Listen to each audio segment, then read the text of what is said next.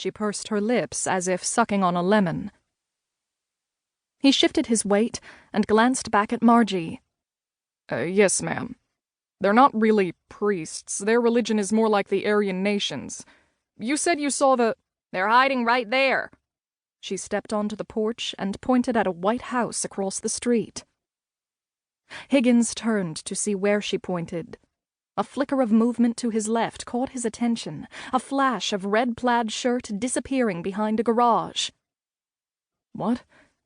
The front door across the street flew open. Pop, pop! Mrs. Jackson's window shattered. Adrenaline surged through Mike's veins. He grabbed the startled woman and shoved her backward into the house. Spinning, he screamed at Margie, "Get down!"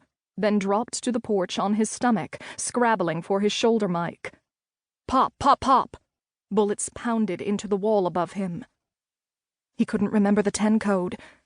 "Shots fired! They're shooting at me!" He let go of the mic and fumbled for his pistol. From his prone position, he couldn't see over his patrol car. Car doors slammed. Taking a deep breath, he rolled left behind the porch column. An engine revved. He stood. A faded red Toyota pickup backed from the driveway and raced down the street. Higgins holstered his pistol and sprinted for his car, shouting into his shoulder mic, "They're getting away! I'm in pursuit!" He slid into the seat, started the engine, and slammed the car into gear. Picking up the car radio, he continued, "A red Toyota pickup, 2 suspects." He turned on his lights and siren. "Heading east on mission.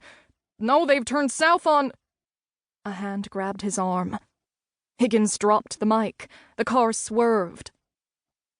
Margie unfolded from an impossibly tiny position on the floor and slid into the passenger seat. She pulled the seatbelt tight across her body. Her face was ashen. Snatching up the radio, Higgins said, "They've just turned east onto I-90. I'm in pursuit. Request backup." He twisted the wheel and skated to the on-ramp. The truck accelerated ahead. Higgins floored the patrol car. The pickup shot onto the highway, narrowly missed a van, and overcorrected. Dust and gravel spit from the spinning tires. Gripping the steering wheel with both white-knuckled hands, Higgins lifted his foot from the accelerator. The pickup spun, smashed into the guardrail, and twisted back into traffic. The eastbound, fully loaded logging truck tried to avoid the pickup, but was too close. It slammed into the pickup's side. The smaller truck folded around it like an aluminum can.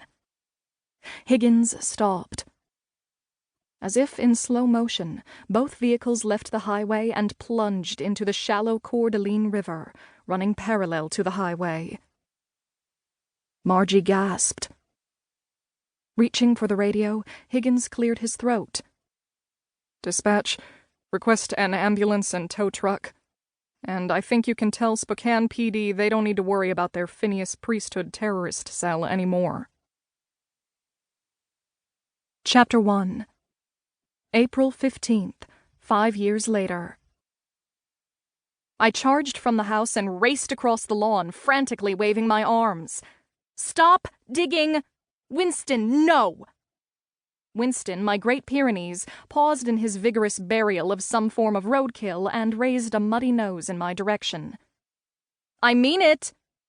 Why hadn't I bought one of those nice retriever-type dogs who mindlessly played fetch all day? Winston spent his time wading in the creek, digging pool-sized holes in the lawn and, judging from the green stain, applying eau de cow pie around his ear. I crept toward him. He playfully raised his tail over his back and dodged left. "I'm warning you." I pointed a finger at him.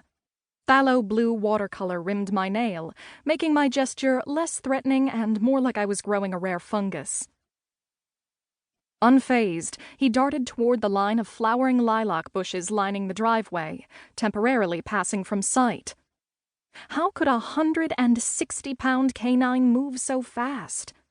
I circled in the other direction, slipping closer, then carefully parted the bushes. No dog. This was ridiculous. I could